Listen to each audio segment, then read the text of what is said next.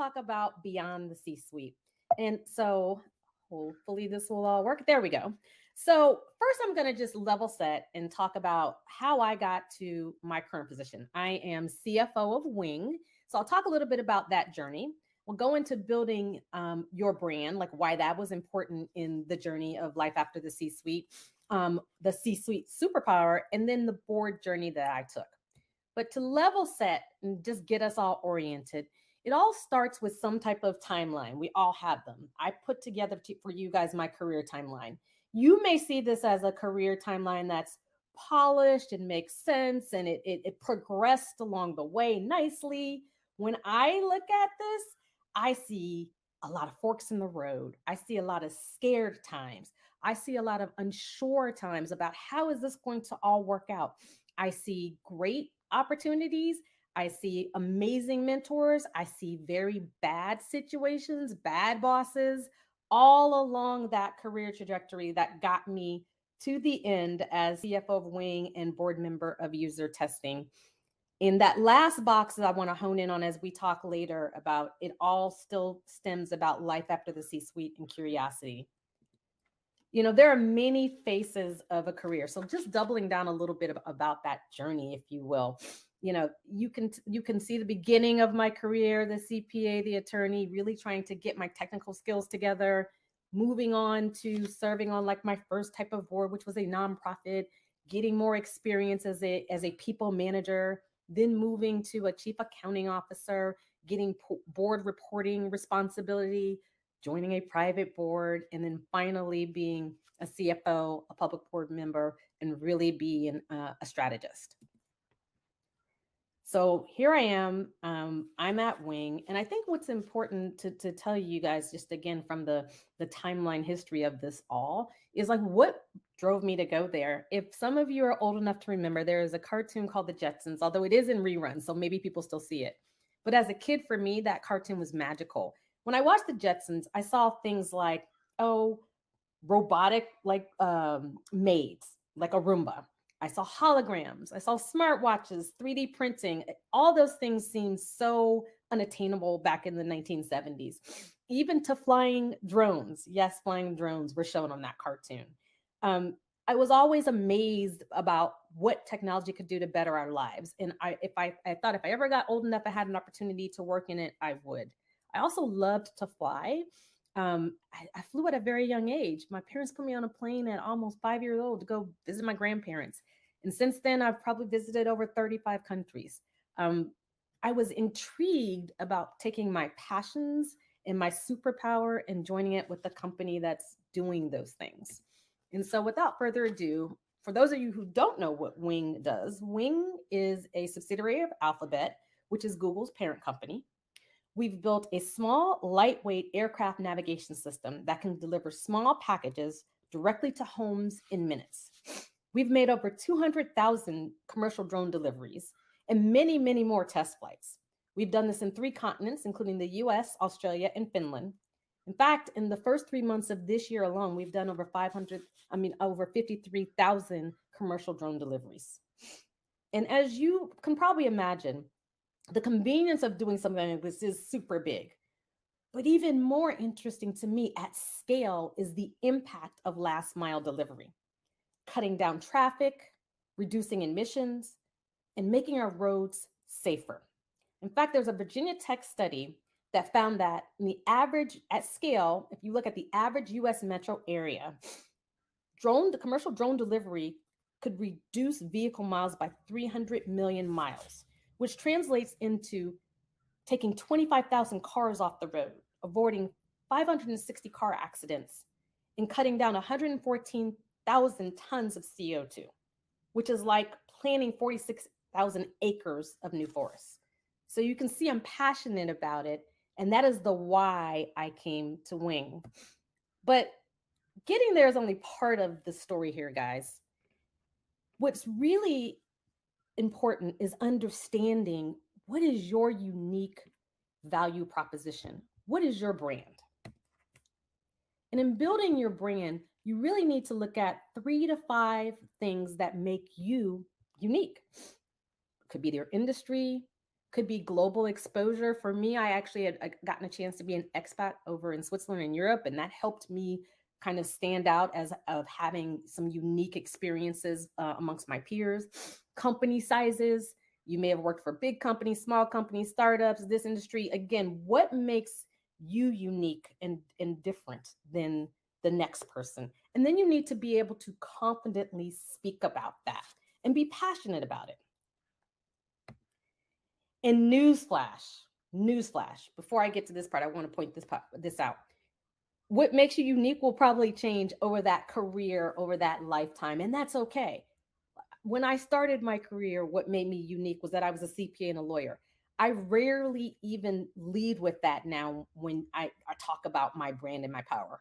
It's one of those and things. And so it's okay over a career to continue to change what's your unique value proposition. In fact, it probably will as you get more experiences. So here's something that I learned very early on. The other thing that's very important on this journey is building your own personal board of directors. Not one person has made it to the C suite alone. There is somebody who has supported him or her throughout that career. And so I like to call it my personal brand, my personal board of directors. I did a little tongue in cheek here in terms of the people that I picked, but I do have a steady set of people in my life. There are people who have worked with me that I've worked for. There's people that have actually worked for me. There are people that have not been in my company. I just know them professionally, and they're just friends that I admire their careers. Whoever it is, these should be people that you seek out. You run ideals by them. You run, practice out your brand proposition to them and see how they react. These are the people that really help support your career, and everybody should have a personal board of directors. And so next, you really have to think about, well, what is your superpower? I just said brand yourself, but you were talking about the C suite here. And so you have to think about, what is it that you're bringing to the C suite? What are those skill sets that make it such that you have a superpower that helps you, especially if we're talking about life after the C suite? You know, there are many ways to go about this. These are some of the more common ones I'm hearing nowadays. Growing and scaling is big. Product leaders, go to market. I like to say UI, AI, oh my, there's all kinds of I's. But whatever it is, you really need to align with your superpower. And then this is super important. Make sure all of your branding is consistent with your superpower. I cannot tell you how many times I get somebody who wants to do a LinkedIn connection, and I meet with them, and then I look at their LinkedIn and I talk to them on the phone, and the two do not match. They tell me their superpower is being a product guru, and then I go to their LinkedIn and I see nothing about product in it whatsoever. What you have to realize is that there are conversations going on about you by decision makers in rooms that you are not even in. So let that settle. People are talking about you. They're either supporting you or they're not supporting you based off of what they know about you. And a lot of times, one of the first things people will do is they will go to LinkedIn to see what you say about yourself.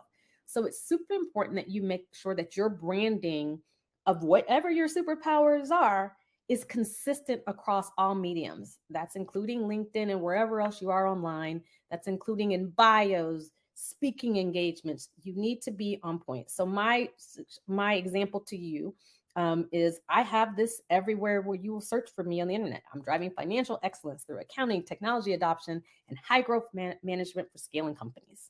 And it just kind of rolls off the tongue there. Make sure that you are very consistent about your superpower.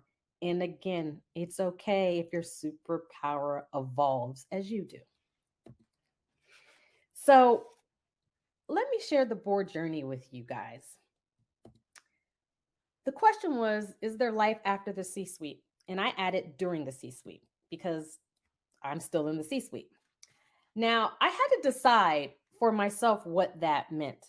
Did that mean after the C-suite, I would just head to the beach? And by the way, I call these my 3 Bs. Would I head to the beach? Would I join Bay and become a background dancer? That one was really hard to turn down. Or would I look at board service? I don't think it's a shock here. The answer is I decided to go for board service. So part of it is taking a step back. I'm going to assume that not everybody here knows what a board actually does. And for purposes of this presentation, I'm specifically focusing on public company boards. Those are boards that trade on stock exchanges. Um, but other boards do something very similar. So boards, first and foremost, are strategic. They are not there to operate the company. They are there to give strategic decision making advice. And then they do have to decide on certain key major decisions for the company, like if the company is going to do a merger and acquisition. If you're reading or seeing anything going on the news right now with Twitter, you see that that board is very busy deciding on that key decision right now. There's also boards have to do lots of compliance and audits and lots of regulatory things that they have to comply with, especially in the United States with the Security and Exchange Commission. So that is like a basic fundamental duty of a board.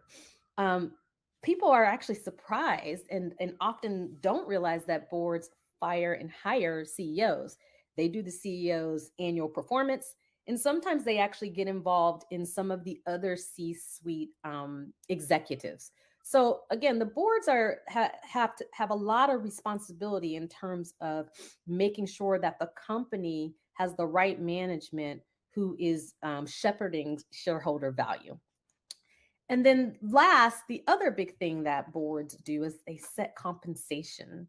And in addition to setting it for the CEO, they often get very involved in just the compensation philosophy of the entire company and figuring out where did the company want to be positioned in terms of how it pays its workforce. Does it want to be on the high end, in the middle range, on the low end, and the pros and cons of doing all those things. So that is kind of what a board is charged with doing.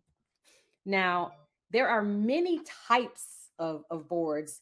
Like I said, I'm focusing on public company boards, but my pathway to getting to a public company board did involve working in being on the board of a nonprofit organization, then being on the board of a private company that was not, publicly traded on a stock exchange, all the way to getting on a public company board. So what I will say is that I think that a lot of those earlier experiences really helped me and shaped my confidence and my ability to understand, what we call our fiduciary duty, our strategic duty is in running a board and working on a board.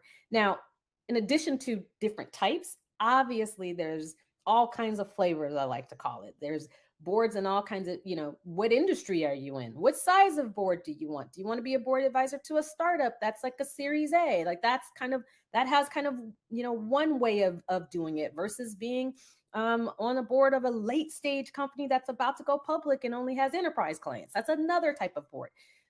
When you think about life after the C-suite or during, you want to really hone in on like, where does your superpower match with the type of board you're looking for?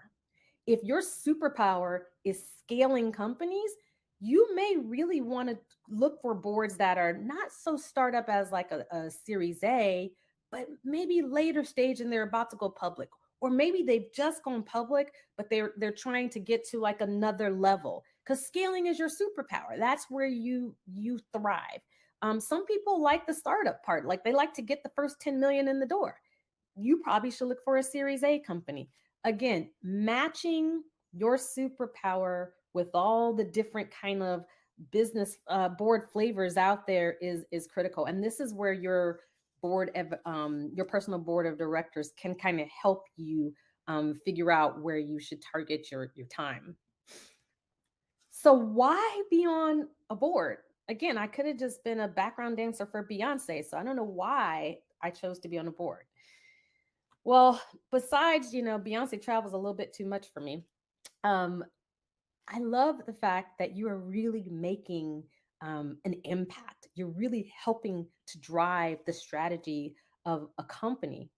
But you actually don't have to go and do it. I've been an operator for so long where I have to go actually do the work. It is a really different feeling to go to a board meeting, whiteboard an issue, talk about where you want to go with it, and then you actually don't have to do the work to make it happen. It's a completely different muscle. And I got to tell you, I'm actually getting very used to it. The other thing I think is just that you bring your unique community and your unique culture to every situation. I will tell you, being on a board during, a global pandemic, during the, work from home, what do we do? Do we come back to the office? I was able to add just a very unique perspective at that board meeting. I'm a mom of three. I have a special needs son. My husband works. I have elderly parents. All of those things I was able to bring into, my unique culture into that boardroom as part of the conversation as the company is trying to decide what type of flexible policies they want to come up with for their workforce. And there's something very gratifying for having that type of seat at the table. Whatever is your why, you have to really be able to articulate it many times, and make sure it lines up with your brand proposition. I will tell you that there was a board that I was looking at a while ago, and ultimately it didn't land with my brand proposition and what I was looking for culturally, and I had to turn it down. But I went through all of the different, lenses of what is required of me. What does this company do? What are they looking at doing? Does this line up with what I want it to do? And ultimately decided that it didn't. So the exercise works, and I highly recommend you take the time to do that. Now, getting on your first public board, I wish I could tell you that there was like a do step one, step two, step three, step four, and then you're done. There is literally no foolproof way to make that happen. It is all about networking. And so, what I would suggest to you is you tell everybody often, many times, that you want to be on a board, and you make your network help you. Real quick, the day in the life of the board, I want to make sure you guys understand that board service, first of all, is you are paid. You will probably spend about 240 hours roughly a year on board service. You have 4 meetings you have to go to. You have committees. If you chair committees, you have even more time. So is it a full-time job? No, but it is a commitment. In fact, I know people who are, under the age of 50, and they're in 40s, who now are doing board service full-time as a career with multiple companies. So I put during in there to say that, it used to be that you worked until you were, I don't know, 60, 65. That's the stereotype. And then you got on boards. That's gone. Now people are making it happen. I know people who've gotten on boards in their mid-30s. There's no one way to do it. Just know that if it's a passion of yours, it is there for you. And then trying to advance. Here we go. Me real quick. I got on the board of user testing. I'm very active on a couple of organizations, Black Women on Boards. We went to NASDAQ. We rang the bell. It was the 50th year anniversary of the first Black woman getting on the board of a U.S. Publicly traded company. And so we commemorated that. We brought 45 Black women on boards. They've never seen that many Black women at a stock exchange at one time. And we all rang the bell. How Women Lead is the organization that I'm in that helps do board training for women and helps women get on boards. And so I'm passionate about helping people achieve this in their career, because there is, as I say, is there life after the C-suite or during? Yes, there is. So in conclusion, I hope that you take away from this that you should build your personal board of directors and your brand. Define and own your superpower. Please network. And if you don't network with 5 people today, you've really done yourself a disservice. And then dream big, because there's definitely life after the C-suite, and there's a lot of it. Thank you very much. And I'm looking forward to connecting with a lot of you. Thank you so much, Shannon. And I know many people are going to be excited to connect with you too. We're so happy that you could be here with us today as part of our Women Tech Global Conference. Thanks for having me.